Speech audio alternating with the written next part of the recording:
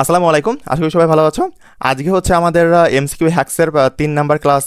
এইটা তোমরা এর আগে যে এক 1 নাম্বার লেকচার এবং 2 নাম্বার লেকচার আপলোড করা হয়েছে, তোমরা অবশ্যই এই দুইটা দেখে নিবা, তাহলে তোমাদের কাছে অনেক সহজ লাগবে জিনিসটা। আর এই কোর্সটা পুরো একদম তোমাদেরকে ফ্রিতে আমি হচ্ছে ইউটিউবে করিয়ে দিচ্ছি। তোমরা এখানে হচ্ছে একদম একাডেমিক থেকে অ্যাডমিশন পর্যন্ত যত শর্টকাট আছে সব কিছু পাবা, এবং তোমার হচ্ছে কিছু হচ্ছে ক্যালকুলেশন হ্যাক্স, তারপর আরও কিছু কিছু অ্যাডভান্স লেভেলের জিনিস আমি শেখাবো। অবশ্যই তোমাদের উপকার হবে। ঠিক আছে, অবশ্যই একটু কষ্ট করে নিবা। ওকে, চলো স্টার্ট করা যাক। ওকে, আমরা হচ্ছে এখানে ফিজিক্স ফার্স্ট পেপার নিয়ে আপাতত আলোচনা করছি। দেখি ফিজিক্স ফার্স্ট পেপারটা কয়টা লেকচারে সম্পূর্ণ করা যায়। তারপর হচ্ছে ফিজিক্স সেকেন্ড পেপার, তারপরে কেমিস্ট্রি ফার্স্ট পেপার, তারপর কেমিস্ট্রি সেকেন্ড পেপার, তারপর math first paper, math second paper. এখন তোমরা যে আমার একটু কমেন্টে জানাবা যে ভাই তোমরা হচ্ছে কোনটা আগে চাচ্ছ, ফিজিক্সের পরে ম্যাথ চাচ্ছ, নাকি ম্যাথ আগে চাচ্ছ ফিজিক্স পরে চাচ্ছ, কেমিস্ট্রি কখন চাচ্ছ, এরকম। ঠিক আছে, অবশ্যই আমাকে একটু তোমার জানিয়ে দিবা, তাহলে সেই হিসেবে আমরা হচ্ছে ভিডিও আপলোড দেওয়ার মানে চেষ্টা করব। ঠিক আছে, ওকে চলো শুরু করা যাক। এখানে আমরা গত যে 2 নাম্বার লেকচার ছিল, 2 নাম্বার লেকচারের লাস্টে আমরা আলোচনা করছিলাম যে সমানুপাতিক আর ব্যস্তানুপাতিক নিয়ে একদম A to Z ক্লিয়ার করছিলাম। যারা দেখো নাই ভিডিওটা অবশ্যই দেখে নিবা, প্লেলিস্ট করা আছে আমাদের চ্যানেলে, অবশ্যই দেখে নিবা। ওকে, এখন আমরা সবগুলোই প্রায় আলোচনা করছিলাম। এখান থেকে হচ্ছে আমাদের আলোচনা করা বাকি থেকে গেছিলো, সেটা হচ্ছে এই যে গতিশক্তির সাথে ভরের সম্পর্ক, গতিশক্তির সাথে বেগের সম্পর্ক, এই দুইটা। ওকে, চলো আমরা এই দুইটা এখন আলোচনা করব। ওকে, একটা জিনিস দেখো যে আমি উদাহরণ দিয়ে দিয়ে শেখাবো, ঠিক আছে, যাতে তোমাদের মনে থাকে। আর অবশ্যই আমি যেখানে এই যে উদাহরণগুলো আমি এখানে ব্যবহার করব, তোমরা একেবারে ঠুটস্থ রাখার চেষ্টা করবা। ঠিক আছে, যতটুকু একদম ঠুটস্থ রাখা যায়, তাহলে শর্টকাটগুলো ভুলবা না। অনেকে বলে যে শর্টকাট ভুলে যায়, শর্টকাট শিখবো না, শর্টকাট এরকম। তো শর্টকাট তো তোমরা মনে রাখার সিস্টেমই জানো না। তুমি যে শর্টকাটটা শিখবা ওই শর্টকাটের একটা উদাহরণ, এই যে একটা উদাহরণ দেখাইছি না, এই উদাহরণটা ঠুটস্থ রাখবা, একেবারে ঠুটস্থ, তাহলে তোমার ওই শর্টকাটটা মনে থাকবে। তুমি শর্টকাটটা যদি মুখস্থ রাখো আর উদাহরণ মুখস্থ না রাখো, তাহলে শর্টকাট মনে থাকবে না। ওকে, তাহলে উদাহরণ দেখি। কোনো বস্তুর গতিশক্তি 4 গুণ করা হলে, গতিশক্তি বলতে কি বোঝায় বলো তো? ইকে। ওকে, আমরা ইকে রে কয় গুণ করতেছি? ইকে রে 4 গুণ করতেছি। হলে ভর কত গুণ হবে, মানে ভর এম কত গুণ হচ্ছে, এটা বের করতে বলেছে। কত গুণ হবে বা কত গুণ বাড়বে, এই কথাটা মানে কি? এই কথাটা তুমি সেম, মানে কত গুণ হবে। আগের আমরা 2 নাম্বার লেকচারে দেখে আসছিলাম, 2 নাম্বার লেকচারে যে বাড়বে কথাটা অন্যরকম, কমবে কথাটা অন্যরকম, তারপর কত গুণ হবে এটা অন্যরকম, বাট ওইটা ছিল ব্যস্ত অনুপাতিকের ক্ষেত্রে।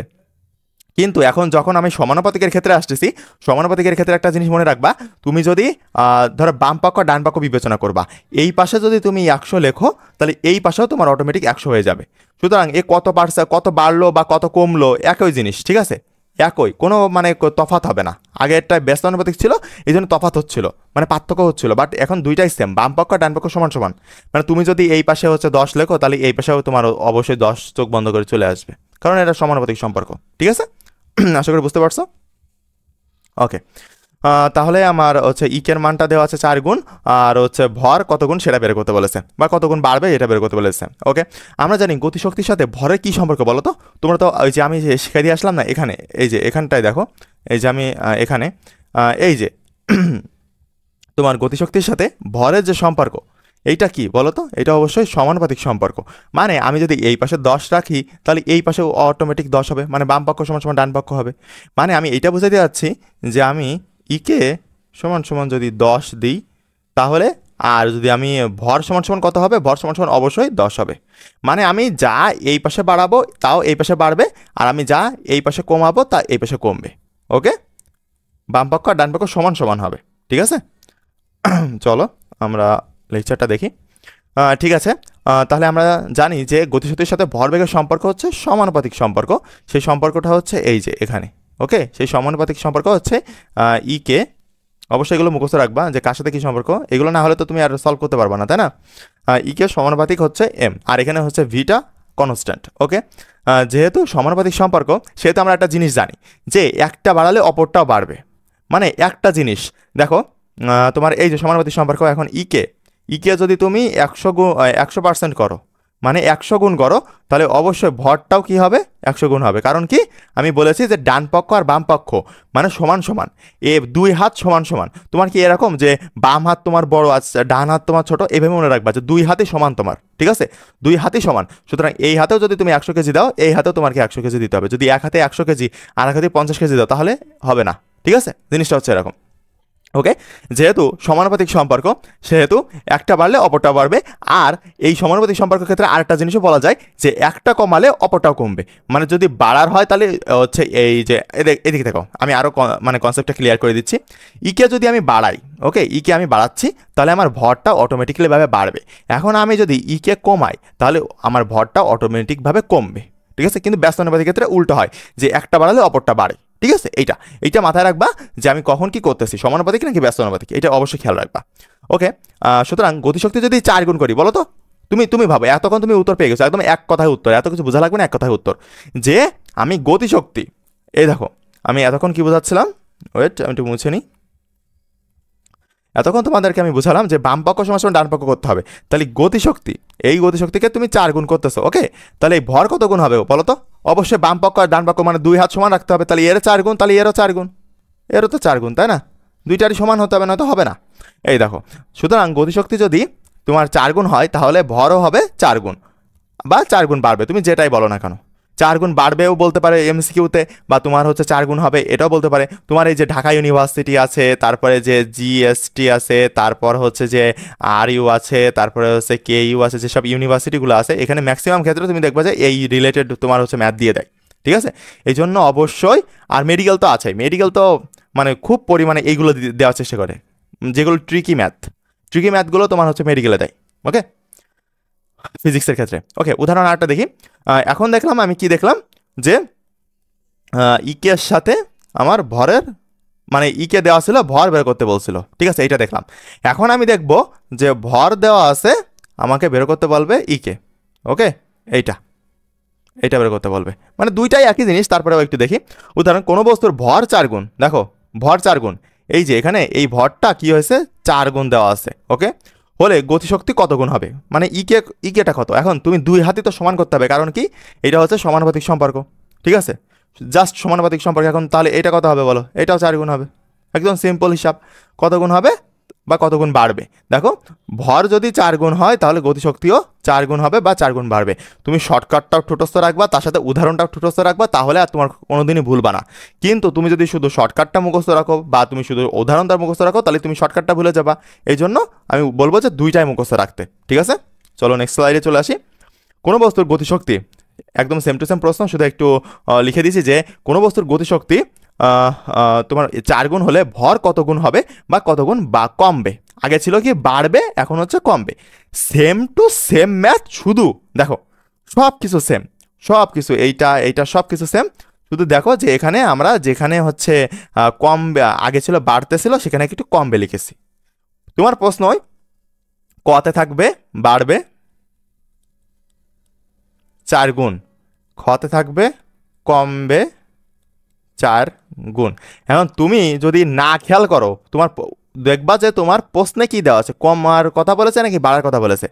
এখন তুমি যদি প্রশ্ন না খেয়াল করো, তুমি হুট করে তুমি ক মেরে দিয়ে চলে আসবা, আর ক মারলে তোমার হচ্ছে রাইট অ্যান্সার ছিল তো এইটা, তাহলে কতে ভুল চলে যাবে। ঠিক আছে, এই জন্য খেয়াল করবা যে প্রশ্নের শেষে কি বলেছে, প্রশ্নের শেষে বাড়ার কথা বলেছে নাকি কমার কথা বলেছে। ঠিক আছে, এইটা একটু দেখার চেষ্টা করবা, তাহলেই হবে।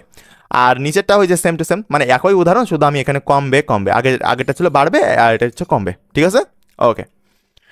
এখন আমরা আরেকটা উদাহরণ চলে আসি। কোনো বস্তুর গতিশক্তি 16 গুণ, দেখো এখন একটু চেঞ্জ। ওকে, কোনো বস্তুর গতিশক্তি 16 গুণ হলে তার বেগ কত গুণ হবে।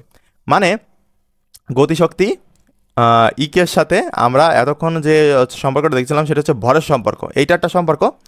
আর এখন আরেকটা দেখবো, সেটা হচ্ছে ইকের সাথে কি সম্পর্ক, ইকে সমানুপাতিক ভি। এখন এই যে এই যে সমানুপাতিক সম্পর্কটা, এটা কিন্তু অবশ্যই বর্গের সমানুপাতিক। ওকে, বর্গের সমানুপাতিক। ঠিক আছে, এখানে কিন্তু কাহিনী একটু ভিন্ন হবে, কারণ ওখানে সিম্পল ছিল। সিম্পল বলতে কি বোঝাচ্ছি, মানে আমার ছিল যে ইকে সমানুপাতিক হচ্ছে এম। এখানে কিন্তু কোনো বর্গের সমানুপাতিক বা এরকম কিছু ছিল না, জাস্ট সিম্পল। বাট এখানে কি করেছে, ইকের সাথে আমার সমানুপাতিক সম্পর্ক ঠিক আছে, বেগের সাথে সমানুপাতিক সম্পর্ক ঠিক আছে, বাট এখানে শুধু একটা বর্গের সমানুপাতিক। ওকে, এই জন্য একটু আলাদা কনসেপ্টে চলে যাবে ম্যাথটা। খেয়াল করো, কোনো বস্তুর গতিশক্তি 16 গুণ হলে তার বেগ কত গুণ হবে। বেগ ভি বের করতে বলেছে, আমার ইকে দেওয়া আছে। ওকে, ইকে দেওয়া আছে, আমার বেগ বের করতে বলেছে, এটা থেকে এটা।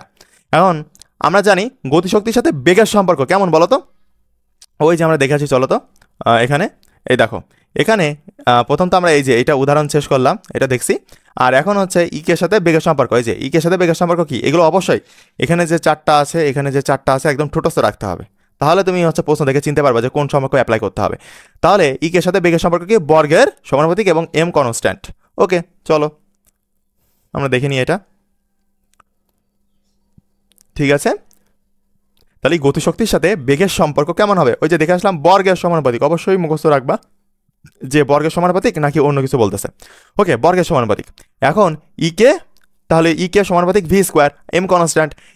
যেহেতু সমানুপাতিক সম্পর্ক সেহেতু কিসের, দেখো আমি একটা কথা বলি, এখানে একটা কথা ক্লিয়ার রাখবা, সমানুপাতিক সম্পর্ক কিসের সমানুপাতিক সম্পর্ক এটা দেখা দরকার নেই যে বর্গের সমানুপাতিক নাকি অন্য কিছু সমানুপাতিক, এটা দেখা দরকার নেই। তুমি দেখবে যে সমানুপাতিক কিনা, তাহলে সমানুপাতিক। তাহলে যদি আমি বাম পক্ষ বাড়াই ডান পক্ষ অবশ্যই বাড়বে, বাম পক্ষ কমালে ডান পক্ষ অবশ্যই কমবে।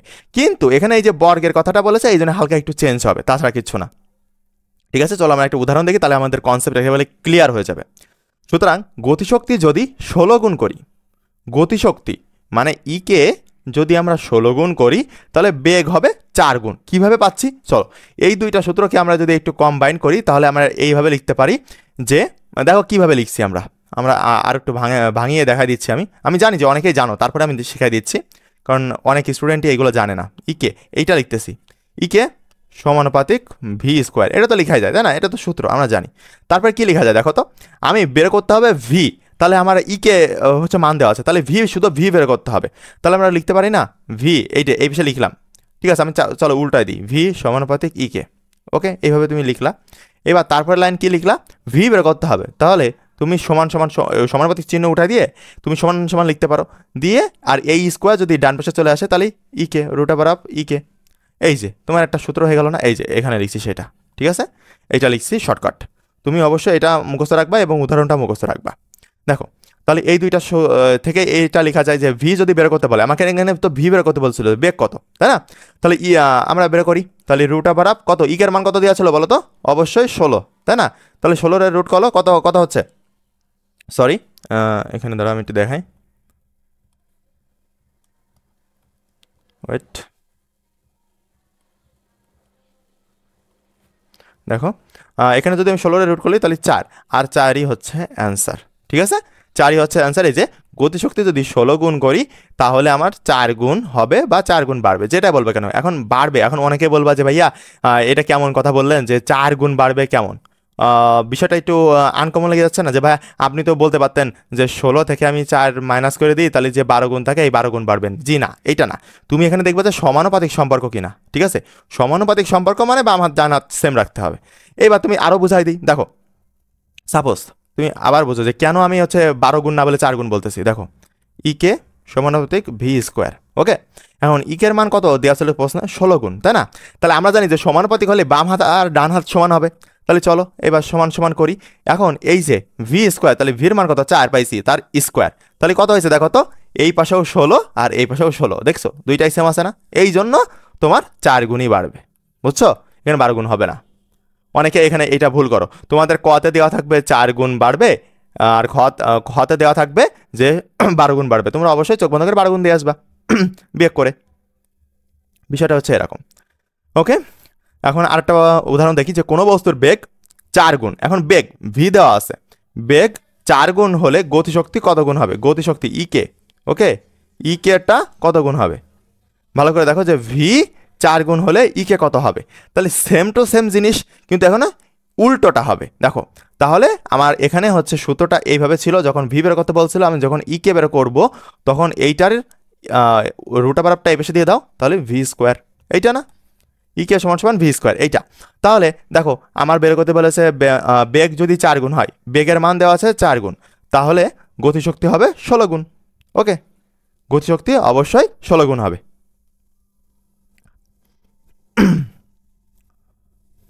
তুমি বুঝতে পারছো, এখানে বেগের জাস্ট 4-এর স্কোয়ার করে দাও তাহলে আসবে 16, এইটা একই জিনিস, সেজন্য করাই দিইনি, তাও তুমি একটু দেখে নাও। ওকে, চলো নেক্সট স্লাইডে চলে আসি।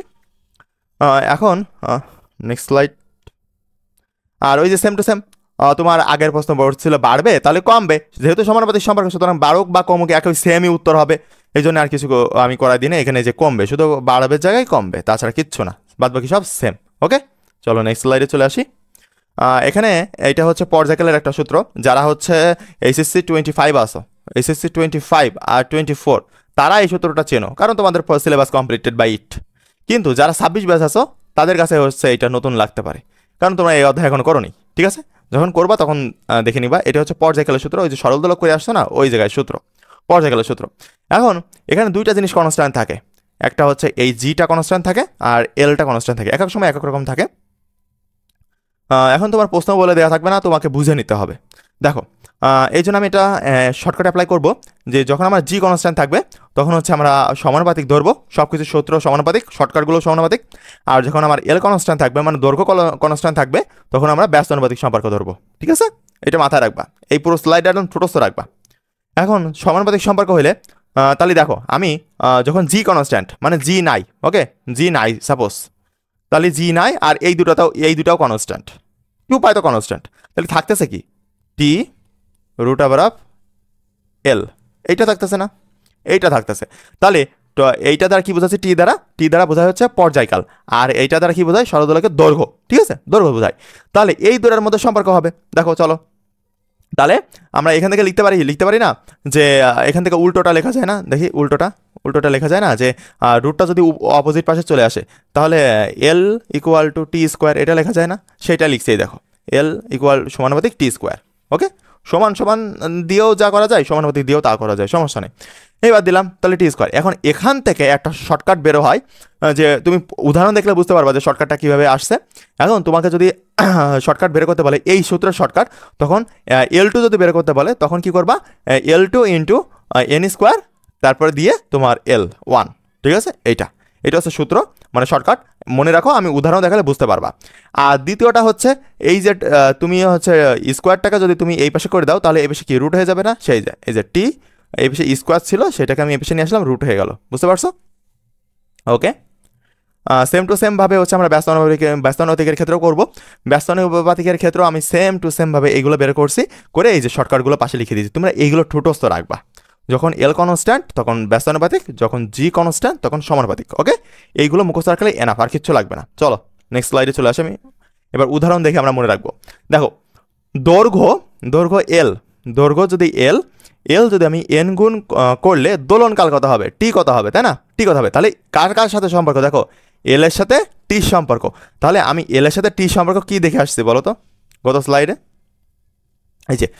স্লাইডে কি দেখে আসলাম, এল এর সাথে।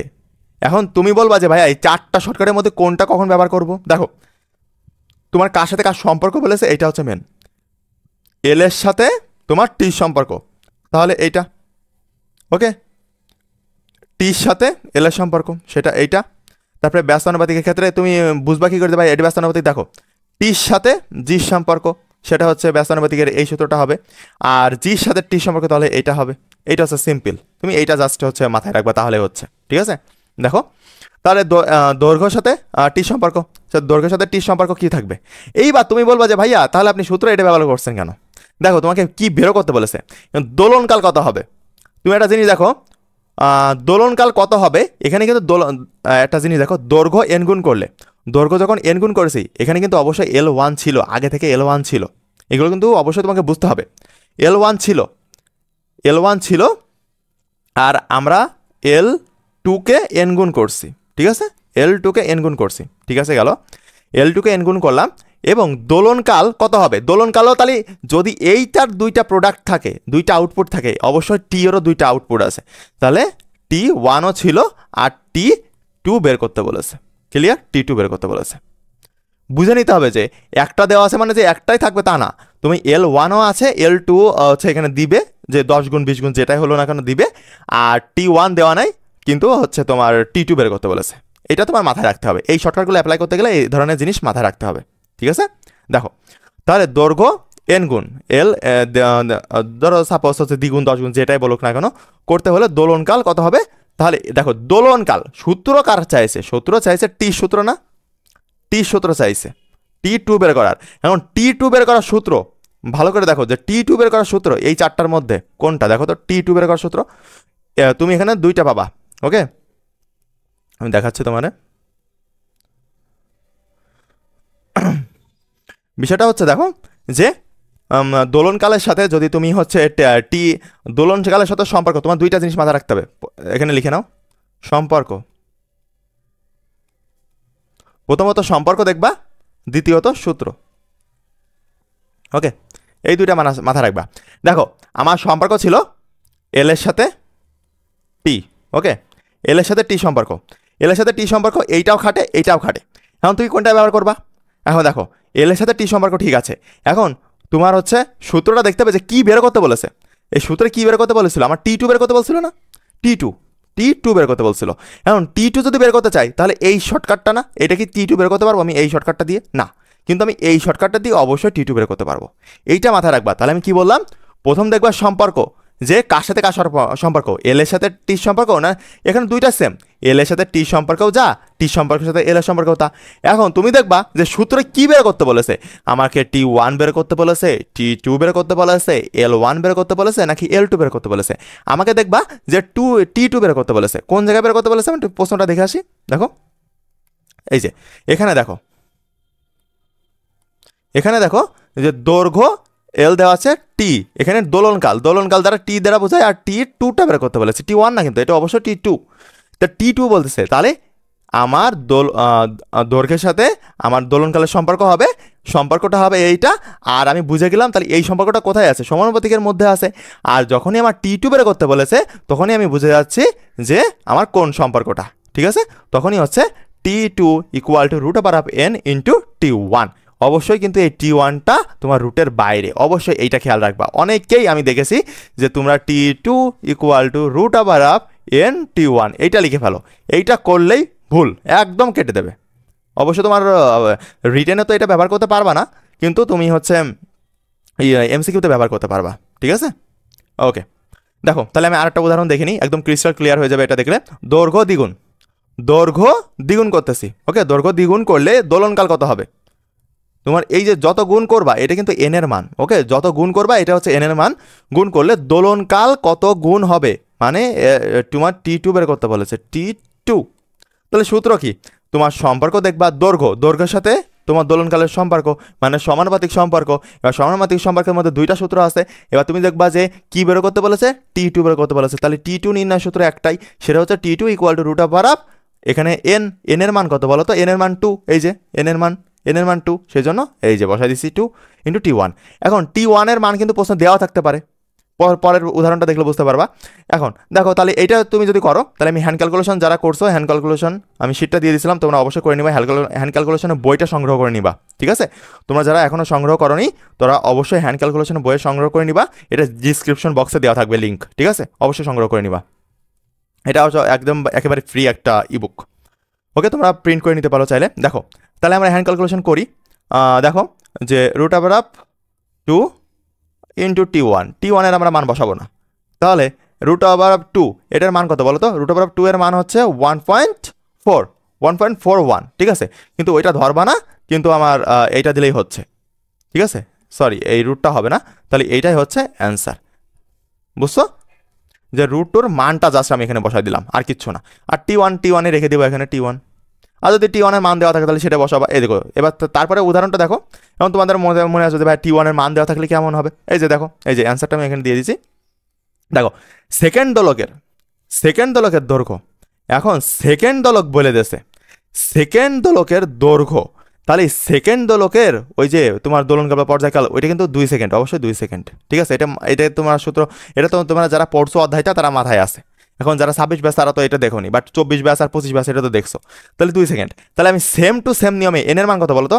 দ্বিগুণ বলেছে, তাহলে এন এর মান হচ্ছে এইটা দ্বিগুণ।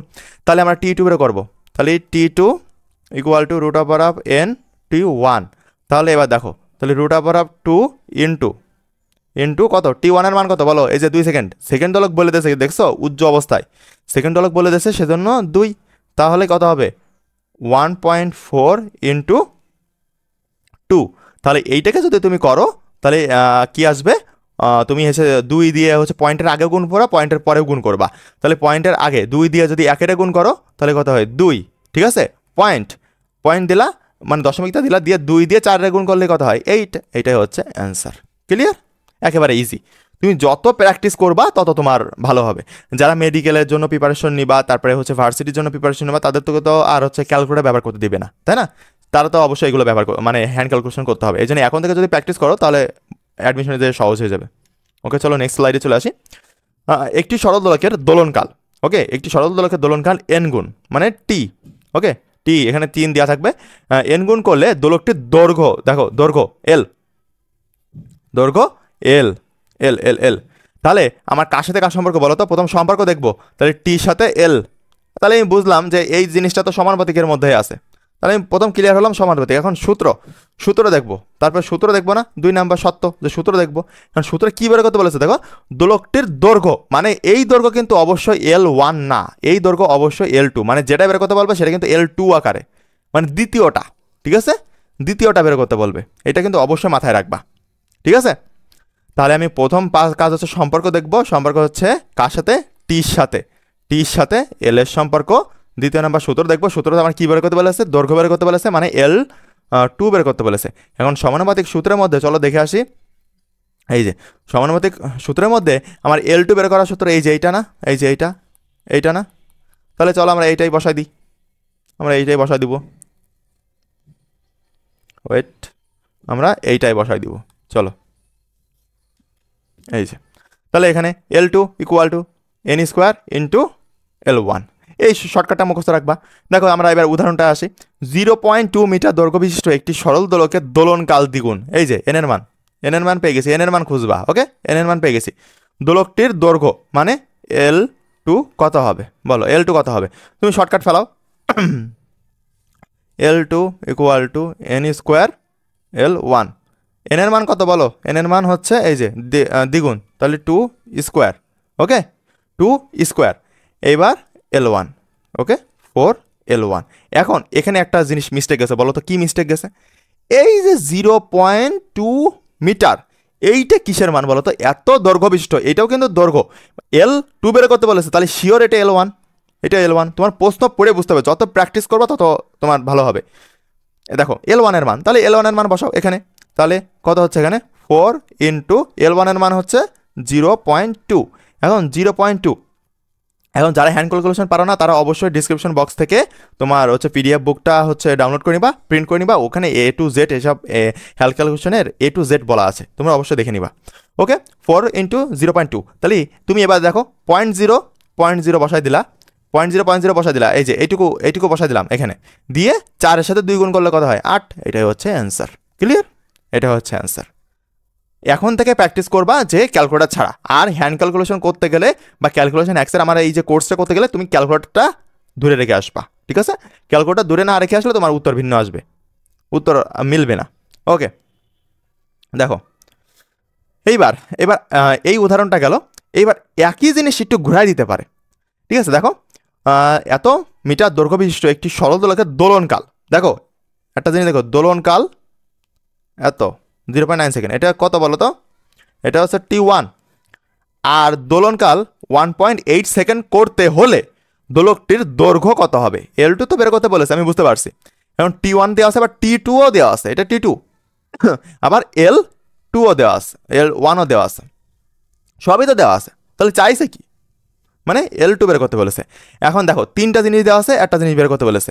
তোমরা অন্য সিস্টেমে করতে পারো, বাট আমি শর্টকাট দিয়ে করার চেষ্টা করবো। দেখো এখন বিষয়টা হচ্ছে 0.9 সেকেন্ড, এই 0.9 সেকেন্ড এইটা তুমি যদি ক্যালকুলেশনের সুবিধার্থে 1 সেকেন্ড লিখতে পারো না, যে প্রায় 1 সেকেন্ডের কাছাকাছি, ওকে, এটা 1 সেকেন্ডের কাছাকাছি, এটা লেখা যায়।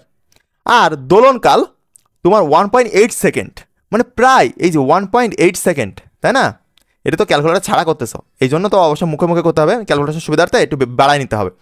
তাহলে 0.9 সেকেন্ড ধরেছি 1 সেকেন্ড, আর এইটা 1.8 সেকেন্ড, মানে প্রায় ধরা যায় যে 2 সেকেন্ড, ওকে, 2 সেকেন্ড এটা ধরা যায়। তাহলে একটা জিনিস দেখো, যে আগে প্রথমে ছিল 1 সেকেন্ড, পরে হয়েছে 2 সেকেন্ড, দ্বিগুণ বাড়ছে না? এই দ্বিগুণ বাড়ছে না? তাহলে কিন্তু সে যা তা এই যে আগের যে উদাহরণটা শিখে আসছিলাম যে এখানে দোলনকাল দ্বিগুণ বাড়ছিল, সেই একই কথা কিন্তু এখানে ভেঙে ভেঙে লিখে দিয়েছে। তুমি বলবা যে আল্লাহ এটা কীভাবে করবো? তোমাকে অবশ্যই প্রশ্ন পড়ে বুঝতে হবে যে কী বলতে চাচ্ছে।